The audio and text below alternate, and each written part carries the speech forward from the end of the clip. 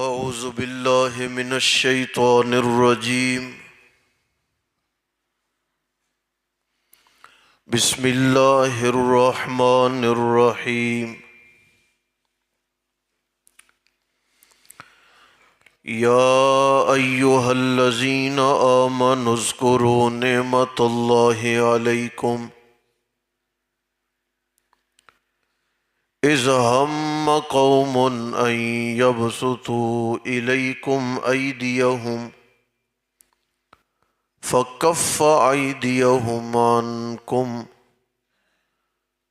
واتقوا الله وعلى الله فليتوكل المؤمنون. اے لوگو جو ایمان لائے، یاد کرو تم اللہ تعالیٰ کی نعمتوں کو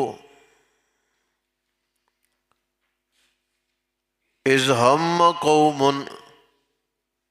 جب ارادہ کیا ایک قوم نے، یہ کہ آگے کریں وہ، بڑھائیں وہ تمہاری جانب اپنے ہاتھ لڑائی کے لیے. فَكَفَّ أَيْدِيَهُمْ، پس روکا اللہ تعالیٰ نے ان کے ہاتھوں کو تم سے.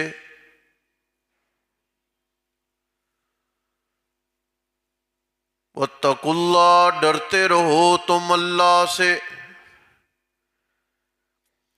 وَعَلَى اللَّهِ، اور اللہ ہی پر بھروسہ کرتے ہیں مومنون، ایمان والے.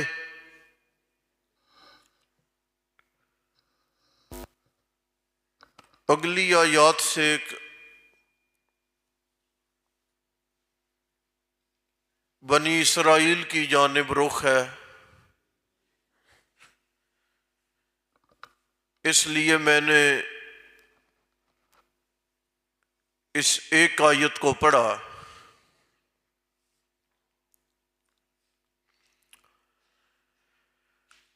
اگر کوئی شخص اپنی زندگی میں بچتا آ رہا ہے، کوئی دشمن اس کی آنکھوں میں آنکھ ڈال کے گفتگو کی جرت نہیں کرتا، تو اس بندے کو زندگی جھک کے گزارنی چاہیے.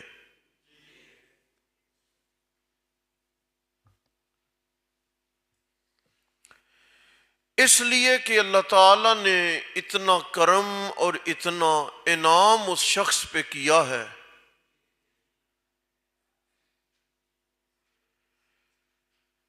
کہ دشمنوں کے ہاتھ اور دشمنوں کی سازشوں سے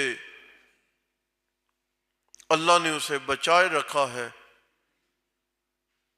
اسے اپنی جرت پہ مان نہیں ہونا چاہیے، بلکہ اللہ کے احسان کو سمجھتے ہوئے اس بندے کو اپنی زندگی شکر گزاری میں گزارنی چاہیے. مولا تیری مہربانی ہے کہ تو نے دشمنوں سے مجھے بچا کے رکھا.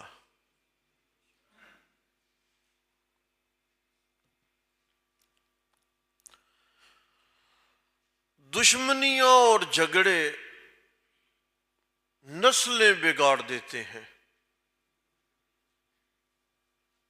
سمجھیں آپ؟ آج تک آپ نے یہ تو سنا ہے نا کہ نسلیں ختم کر دیتے ہیں. نسلیں بگڑتی ہیں دشمنیوں کے پروان چڑھنے سے. کہ ہر جوان ہونے والے بچے کی عقل پہ خون سوار ہوتا ہے،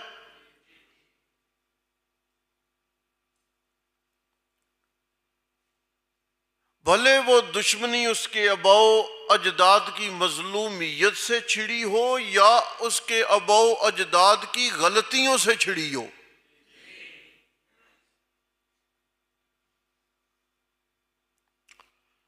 جب کسی عقل پہ خون سوار ہونے لگے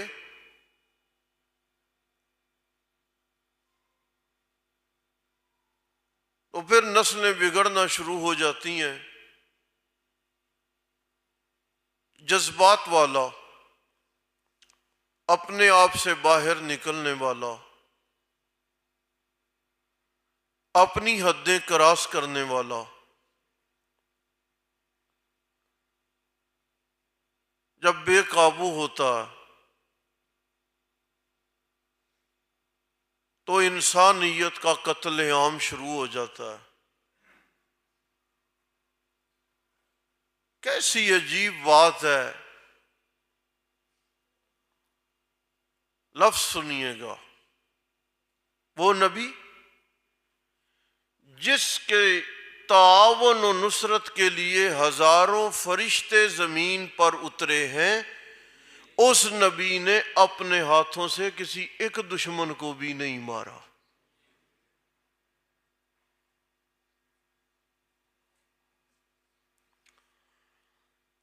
بندہ آیا ہے مکہ سے مدینہ، سواری بیر روکی ہے، لوگ چہرہ پڑھ کے بتا رہے ہیں یا رسول اللہ نقصان دینے، آپ نے کہا ٹھہر جاؤ، آنے دو۔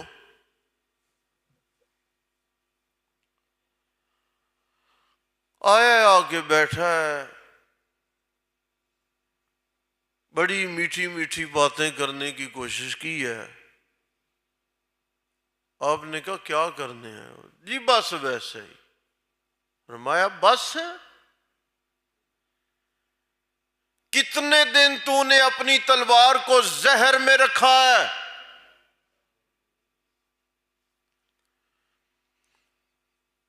مکہ میں فلاں فلاں بندے سے تم بات کر کے آئے ہو نا کہ اگر میرے اوپر قرض نہ ہوتا تو میں محمد عربی کا خاتمہ کر دیتا، فلاں فلاں بندے نے تیرا قرض اپنے ذمے لیا ہے۔ عقل حیران رہ گئی کہ نہ میری تلوار کا کسی کو پتا تھا، نہ میری قرض کی بات کا کسی کو پتا تھا، یہ کیا ہو گیا؟ لیکن سامنے بیٹھے قاتل کے سامنے کوئی جذبات نہیں، کوئی انتقامی کارروائی نہیں، بڑے تحمل سے گفتگو سنی ہے، بڑے تحمل سے باتیں سنی ہیں۔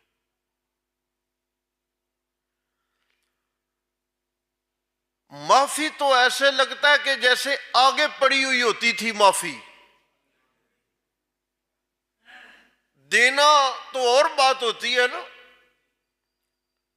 لگتا یہ ہے کہ معافی اتنی سامنے پڑی ہوتی تھی، بس جو آتا تھا وہ اٹھا کے لے جاتا تھا، اسے باقاعدہ منت ترلا کر کے رسول اللہ سے معافی مانگنی بھی نہیں پڑتی تھی۔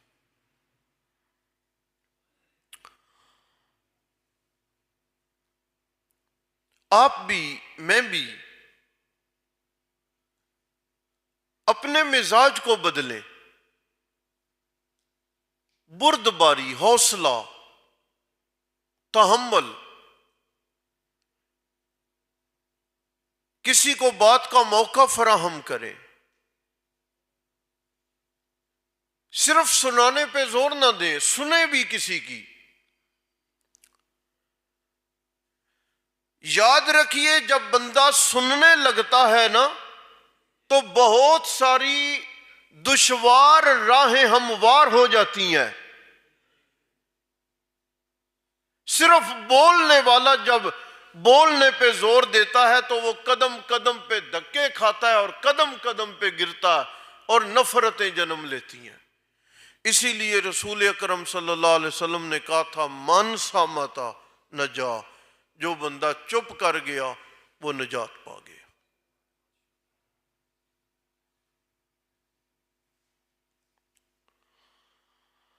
فَبِمَا رَحْمَةٍ مِّنَ اللَّهِ لِنْتَ لَهُمْ وَلَوْ كُنْتَ فَظًّا غَلِيظَ الْقَلْبِ لَانفَضُّوا مِنْ حَوْلِكَ۔ اگر میرے نبی آپ نرم مزاج نہ ہوتے، کوئی بندہ بھی آپ کے قریب نہ لگتا۔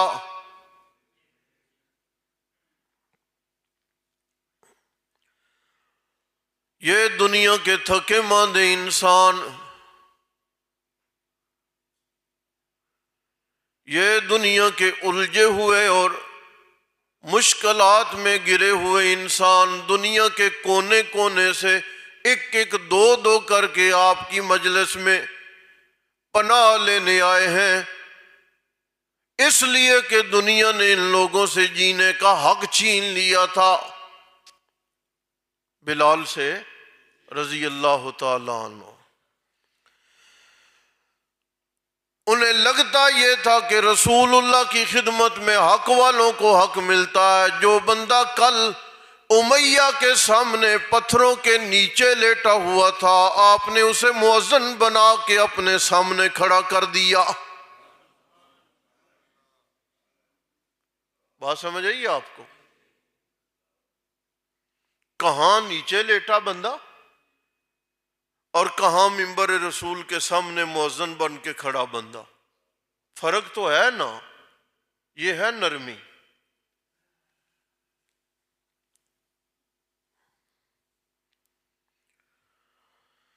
فَبِمَا رَحْمَةٍ مِّنَ اللَّهِ لِنْتَ لَهُمْ، میرے نبی میں نے آپ کو نرم مزاج بنایا۔ وَلَوْ كُنْتَ فَظًّا غَلِيظًا،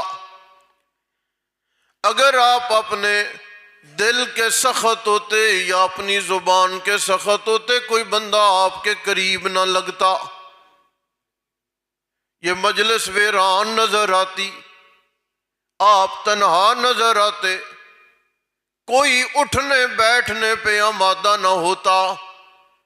لیکن اب تو یہ ہے کہ آپ تھکے ماندے کبھی کبھی اپنے گھر آرام کے لیے چلے جاتے ہیں، لیکن آپ کے یار اور آپ کے شاگرد مسجد نبوی میں آپ کے حجرے کے سامنے بیٹھے رہتے ہیں۔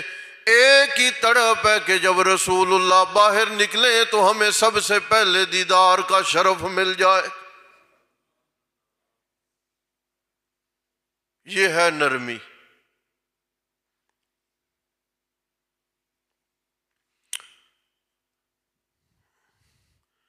کتنے واقعات ہیں، کتنی باتیں ہیں، بات آگے نکل جائے گی۔ اذکروا نعمت اللہ علیکم، صرف یہ اللہ کا کرم نہیں ہوتا کہ کھانے کو بہت مل جائے، پینے کو مل جائے، پہننے کو مل جائے، رہنے کو مل جائے۔ اللہ کا یہ بھی کرم ہوتا ہے کہ بندہ اس دنیا میں سکھ کا سانس لے لے، کوئی مقابلہ نہ کر سکے، کوئی الجھ نہ سکے، یہ بھی اللہ کی کرم نوازی ہے۔ اذکروا نعمت اللہ علیکم، اے میرے نبی آپ میری نعمتوں کو یاد کریں، ایمان والو میری نعمتوں کو یاد کرو کہ مکہ سے تم اپنی جائیدادیں چھوڑ کے آ گئے تھے، نہ تلواریں، نہ تیر، نہ بچاؤ کا سامان، نہ گھوڑے، نہ سواریاں، نہ کوئی تحفظ۔ مدینے میں یہودی بھی رہتے تھے جو سازشی مزاج کے آدمی تھے، بے ایمان تھے پرلے درجے کے، کوئی راز محفوظ نہیں رہنے دیتے تھے۔ اچھا یہ سب سے بڑا خطرہ ہے نا جی، اپنی مجلس میں بیٹھنے والے رازوں کو محفوظ نہ رکھیں۔ کھلا دشمن نقصان نہیں دیتا جی، چھپا دشمن ہمیشہ نقصان کرتا۔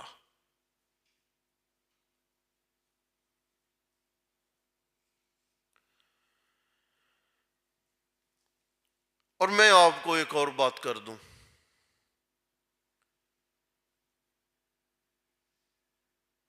اپنے بہن بھائیوں میں اگر کوئی منصف مزاج ایسا ہو جس کی قوت فیصلہ مضبوط ہو، اگر کوئی برادری اور خاندان میں چچا کے بیٹوں میں، پھوپھی کے بیٹوں میں، اپنے بھائیوں میں کوئی ایسا سنجیدہ مزاج ہو جس کی قوت فیصلہ بہت مضبوط ہو اور اس کی قوت فیصلہ کی وجہ سے خاندان اپنی جگہ پہ قائم و دائم ہو نا، اس کو خراب کرنے والے ہمیشہ اپنے بھائی ہوتے ہیں۔ پرایا نہیں اس خاندان کی اینٹ گرا سکتا۔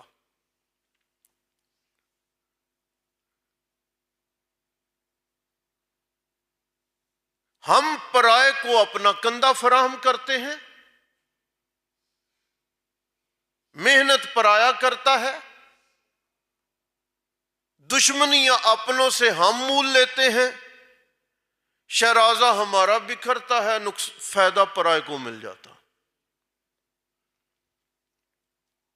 ہر برادری میں، ہر کنبے قبیلے میں، ہر خاندان میں یہی حالات ہیں۔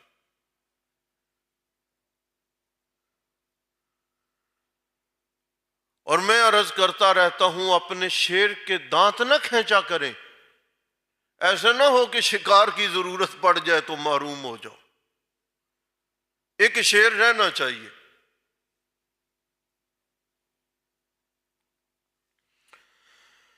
سازش کرنے والے یہودی تھے میرے نبی، کچھ بھی ساز و سامان نہیں تھا آپ کے پاس۔ فَكَفَّ أَيْدِيَهُمْ عَنْكُمْ، پھر بھی میں اللہ نے ایسے انتظام کیے کہ ان کے ہاتھوں کو میں نے روک کے رکھا۔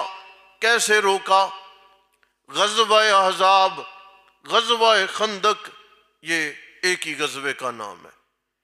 چڑھائی ہو گئی، سارے مشرک دائیں بائیں سے مل ملا کے مدینہ سے باہر۔ حضرت سلمان فارسی رضی اللہ تعالیٰ عنہ، بڑی پریشانی ہے، کیا کریں، ساز و سامان کی قلت ہے۔ یا رسول اللہ ایک کام نہ کریں؟ جی۔ فرمایا ہمارے علاقے کی جنگوں کا مزاج اور ہے، میں چونکہ فارس کا رہنے والا ہوں، آپ اجازت دیں نا اگر، تو ہم مدینے کے ارد گرد ایک خندق کھود دیتے ہیں، زمین کی کھدائی کریں گے۔ مکہ والوں کو تو تجربہ ہی کوئی نہیں، ٹھیک ہے نا جی۔ خندق کی کھدائی شروع ہو گئی۔ جیسے حضرت نوح سے مذاق چلتا تھا نا لوگوں کا، پانی ہے کوئی نہیں تو کشتی بنا دے پہ، کہاں چلائے گا؟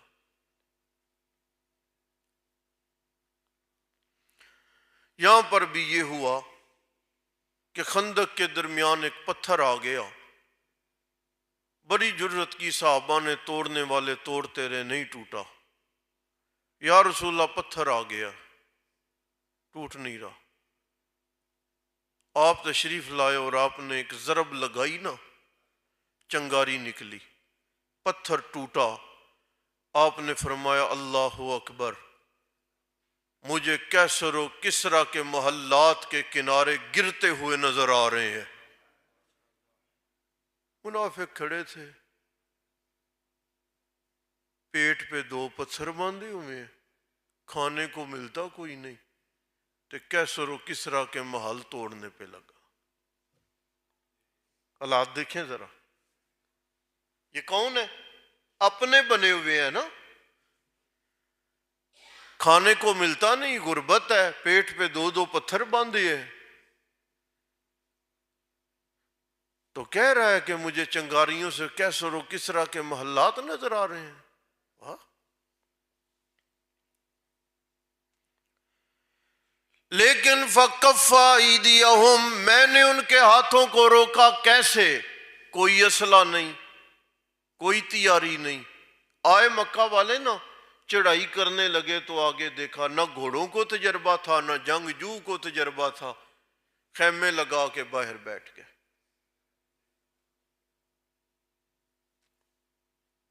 اب وہ اس زمانے کا اسلحہ تو تھا نہیں نا کہ فائر کرے، تلوار تو پاس ہوگی تو چلے گی۔ درمیان میں خندق ہے، پورے مدینے کے ارد گرد، پار کرنے کا سبب کوئی نہیں ہے، جو بھی آئے گا گھوڑا خندق میں لے کے جائے گا تو مارا جائے گا۔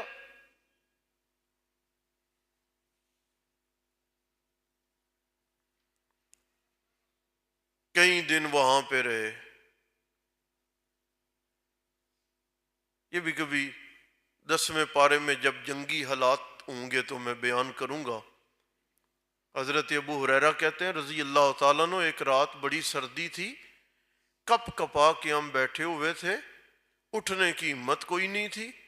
رسول اللہ نے فرمایا ہاں بھائی، کون ہے جو آج جا کے ان کی جاسوسی کر کے آئے ان کے خیموں میں؟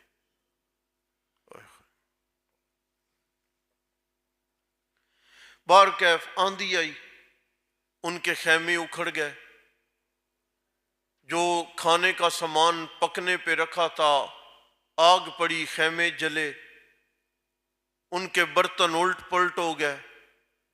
اونٹ اور گھوڑوں نے جن لکڑیوں سے بندھے ہوئے تھے انہیں توڑنا شروع کر دیا۔ اہل مکہ نے یہ عافیت سمجھی کہ اپنے آپ کو سمیٹ کے لے جائیں۔ اللہ کہتے ہیں میرے نبی یہ میں اللہ کی کرم نوازی ہے، میں نے آپ کو بالکل محفوظ رکھا ہے، ایک بندے کے دل میں عقل کی بات ڈال کے میں نے تمام مسلمانوں کو نقصان سے بچا لیا۔ یہ ہے کرم نوازی۔ اللہ بتانا چاہتے ہیں کہ کبھی کبھی ساز و سامان کی تنگی بھی ہوتی ہے، توجہ میری طرف رکھنی ہے، میں اللہ بچانے پہ آ جاؤں تو میں اللہ کسی اسباب کو نہیں دیکھتا، نہ میں اللہ کو محتاجی ہے، لہذا واتقوا اللہ، میں اللہ کی نعمتوں سے فائدہ لینا ہے تو مجھ سے ڈرنا پڑے گا۔